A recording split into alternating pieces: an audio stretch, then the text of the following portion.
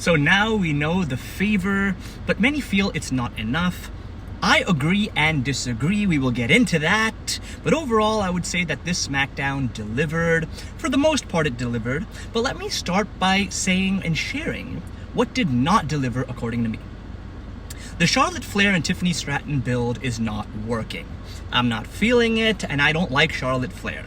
Something about her just doesn't work, you know? To make things worse, Tiffany Stratton is not helping.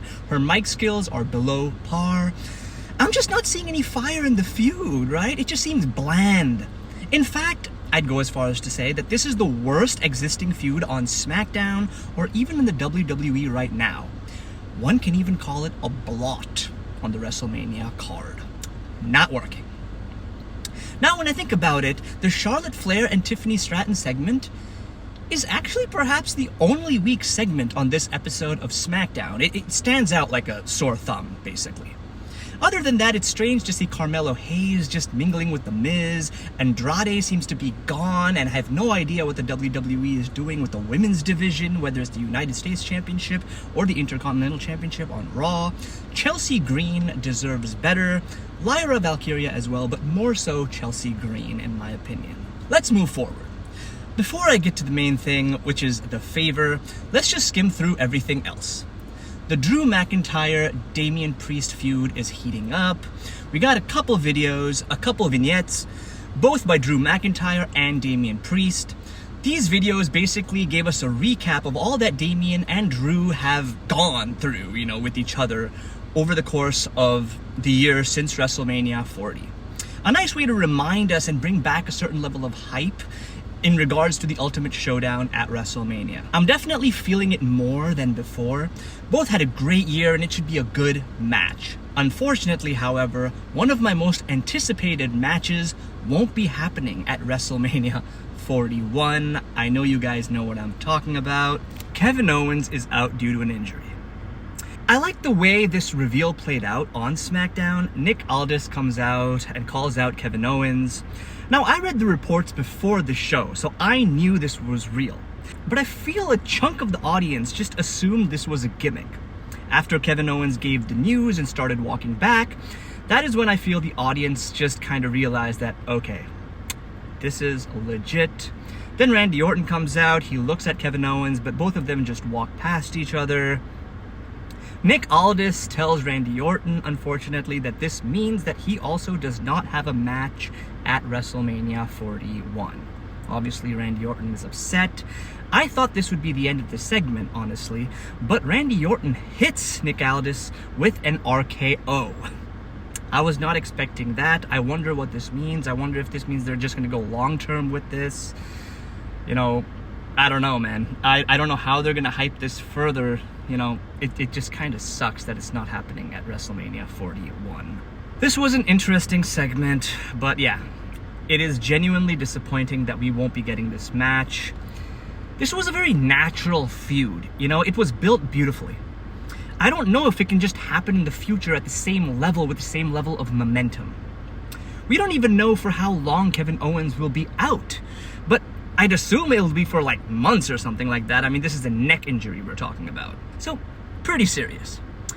I don't know what this means for Randy Orton at WrestleMania 41. JD from New York on YouTube mentions how maybe the winner of the Drew versus Damian match can then face Randy Orton on day 2 of WrestleMania, and the winner gets a title shot at the next PLE. That might work, but you know, there is no emotion between Orton and Drew or Orton and Damian Priest. It would just seem kind of random, but if you want to just throw Orton in a match, I mean, I guess you can do that. Plus, we only have like 2 weeks left. This situation is unfortunate, but that's wrestling, folks. So to all those who say wrestling is fake, these superstars put their bodies on the line for our entertainment, right? And Kevin Owens is an example of that, so hats off to him. We get the debut of Rey Fenix. He went up against Nathan Frazier. I haven't seen much of either of them, honestly, but it was a nice debut, I'd say, right? The match was all right, but I can totally see, you know, myself getting behind Rey Fenix. I'm already a fan of his brother, Penta. Looking forward to, whatever is in store. It was a decent match, I think Penta's debut was a little stronger, but, I'm not going to complain. I'm looking forward to whatever Rey Fenix has in store for us, and I think he's going to get a push. I do. We get LA Knight versus Tama Tonga. Obviously, LA Knight wins. Man, the WWE has really screwed up with Solo Sikoa. I mean, the former tribal chief has nothing at the moment. All he can do is just try and help his faction win matches and make other people lose, possibly by interfering. Solo tries to get involved in this match, but still LA Knight wins. And what is the WWE doing with Solo Sikoa? Does Solo Sikoa suck, or has the WWE just failed at booking him correctly? On a different note, Nia Jax has vanished from the scene completely. Over on Raw, Liv Morgan has nothing for her at WrestleMania. All these stars had a big role to play this past year, but they have nothing for WrestleMania. It's quite strange and unfortunate. I at least wish Liv Morgan had something to do at WrestleMania. Maybe, I don't know, is something going to come up in 2 weeks? We get Motor City Machine Guns versus DIY in a #1 contenders match for the tag team titles. A good match. The Motor City Machine Guns win. Something needs to happen with the tag team division, right? I find it to be the one division, actually, if I was to decide, where they just need more title defenses. I honestly feel that the tag team titles should be defended, every other week, maybe. We need some good tag team title feuds. On Raw, there's the New Day. They could have given us that, but the WWE just seems confused with the New Day. And on SmackDown, it's just, I don't know. There's nothing there for the tag team division, really. But the Motor City Machine Guns win, and I'm all for it, hoping for some adrenaline. B-Fab versus Naomi. Naomi wins despite getting attacked by Jade Cargill even before the match began, right? So Naomi seems strong, she looks strong, which is what we need, so thumbs up to that. Jade Cargill versus Naomi is made official at WrestleMania 41. This has some good build to it. Looking forward to the match, undoubtedly. Yeah, if I was to choose, I would want Jade Cargill to win, but you never know what's going to happen, man. The Triple H era is pretty unpredictable. But yeah, Naomi, Jade Cargill, pretty good build. Jade Cargill was gone for a while. She comes back, and now... Yeah, and I love Naomi's new look, the new heel look, right? So I would definitely say that this is one of the feuds that definitely has a good amount of hype and build to it, naturally. So yeah, looking forward to that match, Naomi versus Jade Cargill at WrestleMania 41. This was a good little moment on SmackDown, where Naomi is given the chance to show how strong she is. She needs some wins under her belt. I hope Jade Cargill also has a couple matches before WrestleMania 41 so she can win a couple. We only have 2 weeks left, but yeah, that was nice. As I reflect upon this episode of SmackDown, I'm still thinking about just the extent to which the Tiffany Stratton and Charlotte Flair rivalry just sucks, right? I might make a separate video on that, actually. And I might just explain, actually. I might do a bit of fantasy booking, to show how it could have been better. How this rivalry could have meant something if the WWE creative just played their cards right. Anyways, we have Braun Strowman versus Jacob Fatu in a last man standing match for the #1 contender spot for the United States Championship. These matches are usually insane. However, this was okay. I think the commercial breaks kind of just diluted it for me. Also, just the way it ended seemed anticlimactic. It had its moments, I'm not gonna lie, but overall it could have just been crazier, right? Jacob Fatu wins, which means it's going to be LA Knight versus Jacob Fatu for the United States Championship at WrestleMania 41. Now, WWE has 2 weeks to really build upon this, right? I'm gonna predict that Jacob Fatu wins at WrestleMania 41, or Solo Sikoa, out of jealousy, costs him the match. But like I said before, Solo Sikoa is a weakling, man. If he was built properly and booked to look strong, then quite frankly, Jacob Fatu versus Solo Sikoa could have been the match at WrestleMania 41. Enforcer versus former tribal chief. But no, that's not happening, and in a way, it's a good thing that's not happening. Now, the moment we've been waiting for. The favor. So the show started off with CM Punk coming out to the ring, and then Paul Heyman comes out. Long story short, Heyman basically asks CM Punk to just tell him what the damn favor is. But CM Punk says how he will share the favor when Roman Reigns arrives in front of Roman Reigns and Paul Heyman together. Obviously, Paul Heyman is stressed. Till the end of the show, we get some backstage segments of Paul Heyman just stressing out, waiting for Roman Reigns. At one point, Seth Rollins arrives. As Paul is basically expecting Roman Reigns, Seth makes it clear how he will be in the ring when the announcement is made regarding the favor. So the show ends with all four in the ring: Paul Heyman, Roman Reigns, Seth Rollins, and CM Punk. So the favor?